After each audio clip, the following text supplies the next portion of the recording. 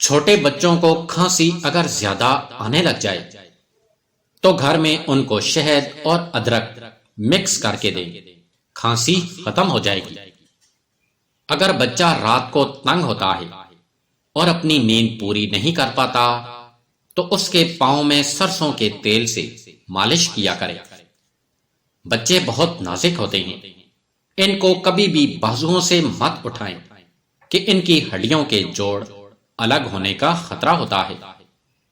بچہ گھر میں زیادہ روتا ہے یا ڈر جاتا ہے تو اس پہ ہر روز 1 مرتبہ آیت الکرسی پڑھ کر دم کر دیا کریں۔ خود کو ان عورتوں سے ہمیشہ دور ہی رکھو جن کے لباس میں بدن ظاہر ہو، اور دوسرا جن کی زبان سے بد اخلاقی ظاہر ہو۔ اگر آپ کوئی کام کرتے ہو تھک جاتے ہیں تو کوشش کیا کریں کہ آپ ایک دن میں کم از کم 4 کھجوریں کھا لیں۔ جن گھروں میں رزق کی قدر نہ کی جائے وہ گھر جلدی فاقے میں مبتلا ہو جاتا ہے اور رزق کی برکت بھی ختم ہو جاتی ہے۔ عورت کا چہرہ ہی نہیں بلکہ اس کا جسم بھی اس کی خوبصورتی کو ظاہر کرتا ہے، اور یہ ہر دوسری عورت کا مسئلہ ہے کہ وہ خود کو موٹا ہونے سے روک نہیں سکتی۔ اگر عورت خود کو کارخانوں کی بنی چیزوں اور چاولوں سے دور رکھے تو وہ کبھی بھی بدصورت یا اس کا جسم موٹاپا پیدا نہیں کرتا۔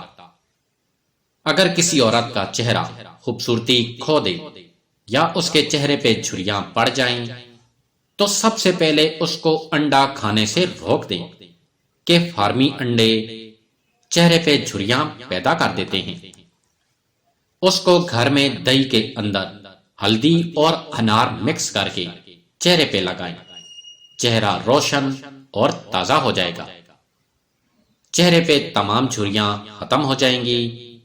اور یہ عمل صرف وہی عورت کر سکتی ہے جن کو جلد کی کوئی بیماری نہ ہو، اور وہ عورت بھی نہیں کر سکتی جس کو کینسر کا مرض ہو۔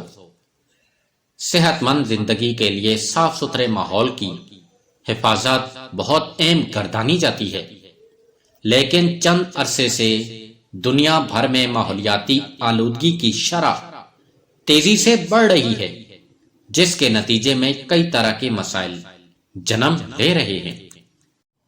ان مسائل میں فی الوقت سب سے بڑا مسئلہ سموگ کا ہے۔ دراصل زہریلے دھوئیں، گرد و غبار، آلودہ پانی کی آمیزش سے فضا میں تحلیل ہونے والی آلودگی سموگ کہلاتی ہے۔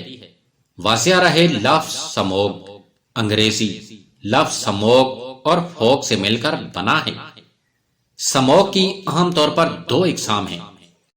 جب یورپ اور امریکہ کو پہلی بار صنعتی انقلاب کی وجہ سے فضائی آلودگی کا سامنا کرنا پڑا تھا، ہمارے ملک میں سموگ کے مسئلے نے 2015 میں اس وقت شدت اختیار کی جب موسم سرما کا آغاز سے قبل لاہور اور پنجاب کے بیشتر علاقوں کو شدید دھند نے اپنی لپیٹ میں لیا تھا۔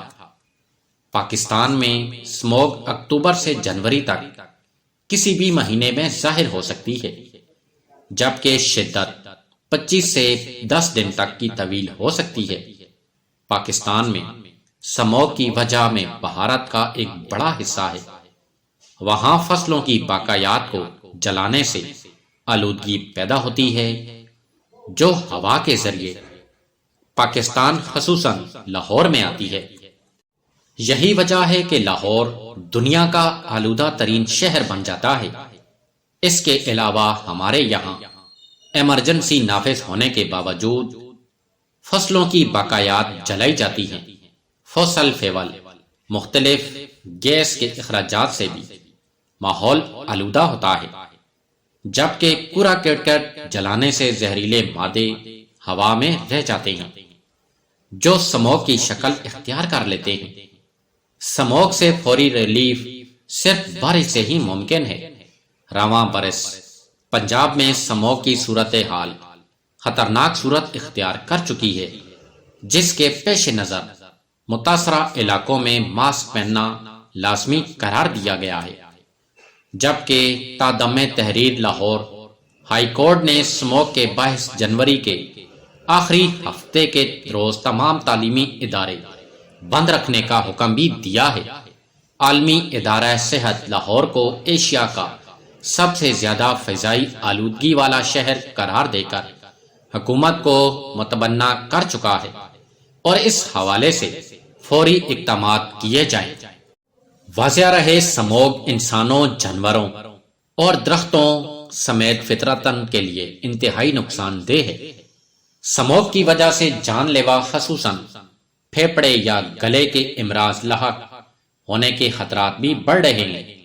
اگر کسی شہر یا قصبے کو سموگ گھیر لے تو اس کے فوری اثرات آنکھوں میں خارش، کھانسی، گلے، سینے میں خراش، نظام تنفس اور جلد کے مسائل سے لے کر نزلے زکام کی صورت ظاہر ہو سکتے ہیں۔ سموگ دمے کے مریضوں میں دورے کی شدت بڑھا دیتی ہے۔ امریکہ میں کی جانے والی ایک تحقیق کے مطابق فضائی آلودگی حمل کی ابتدائی دنوں میں نہ صرف حاملہ بلکہ شکم مادر پلنے والے بچے کے لیے بھی مضر ثابت ہوتی ہے۔ اس لیے حمل کے ابتدائی 3 ماہ احتیاط کی متفاضی ہیں۔ ایسا بھی ہو سکتا ہے کہ اگر حمل ابتدائی 3 ماہ آلودگی کے علاقے میں رہے تو ممکن ہے زچگی قبل از وقت ہو جائے۔ چونکہ حاملہ کا ابتدائی دور خاص نگہداشت اور دیکھ بھال کا تقاضا کرتا ہے، تو اس بنیاد پر یہ سفارش کی گئی کہ حاملہ کی رہائش فضائی آلودگی سے پاک صاف ستھرے علاقے ہو، یعنی جہاں ٹریفک کم، دھواں اور گرد و غبار نہ ہو، تاکہ حاملہ اور بچے کی صحت پر مفید اثرات مرتب ہو سکیں۔ سموگ سے محفوظ رہنے کے لیے درج ذیل تدابیر اختیار کی جا سکتی ہیں۔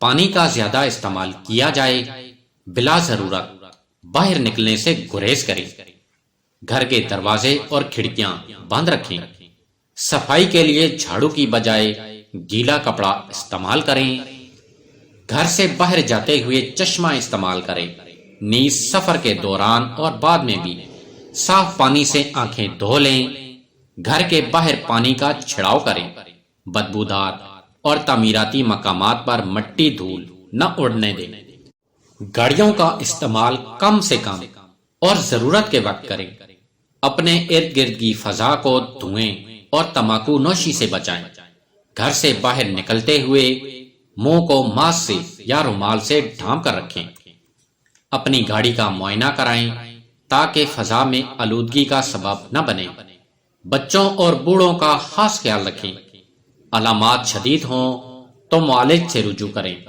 آنکھوں میں لینس لگانے سے بہتر ہے کہ اینک لگائیں۔ نظام تنفس کے مختلف مسائل کے شکار افراد احتیاط برتیں، اگر سموگ میں نکلنا ضروری ہو تو گنجان آباد علاقوں میں جانے سے گریز کریں۔ جہاں ٹریفک جام میں پھنسنے کا امکان ہو، سڑک پر پھنسنے کے نتیجے میں زہریلے دھوئیں سے بچنے کے لیے گاڑی کی کھڑکیاں بند رکھیں۔ سموگ کے دوران ورزش سے دور رہیں، خصوصاً دن کے درمیانی وقت میں زمین کے اوپر وزن کی سطح بہت زیادہ ہوتی ہے۔ اگر دمے کا شکار ہوئیں تو اپنے آس پاس انہیلر رکھیں، اگر حالات اچانک خراب ہیں تو ڈاکٹر سے مشورہ لیں، تمباکو نوشی سے اجتناب برتیں۔ سموگ سے محفوظ رہنے کے لیے صدیوں سے مستعمل ہمدرد جوشاندے کا استعمال کریں۔